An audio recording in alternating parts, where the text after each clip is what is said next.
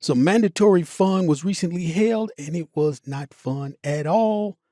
But we aren't in trouble because we did go. We were cooperative. All right. We've got the 3 data sets here that need to be swept together into one place so that we have a big list of who participated.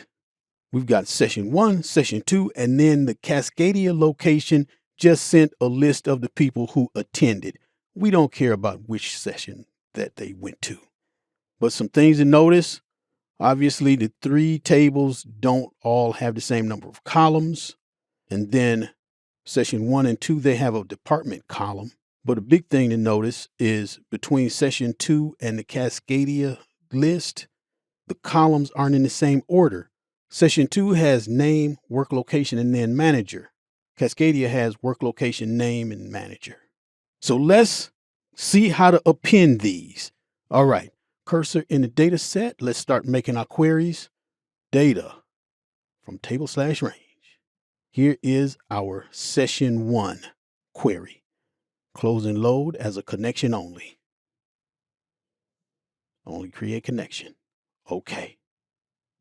Now the session 2 query from table/range. That's the session 2 query. Close and load to. Only create connection. Okay. Now, before I make the Cascadia query, I'm going to click inside that table, go to table design, and I'm going to name this Cascadia. Enter. All right. Cursor in the data set. Data from table/range. And notice this query's name is Cascadia. Now, let's get these appended. And I'm going to stay inside Power Query, go to Combine, Append Queries as new, 3 or more tables. We do want to append all of these, but we have to also think about what order do we want the columns to be in. With Cascadia on top, the tables are going to follow work location, name, and then manager. But you'll see. Let's go ahead and do it. Let's put session 1 next, and then session 2 next. Okay. Let's close this.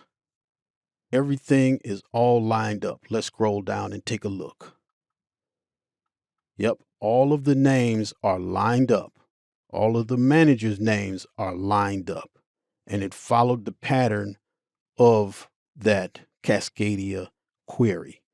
If we want, we can go ahead and move this name column over. There we go. Now we've got the names, and we can even sort that alphabetically. Close and load it to the workbook.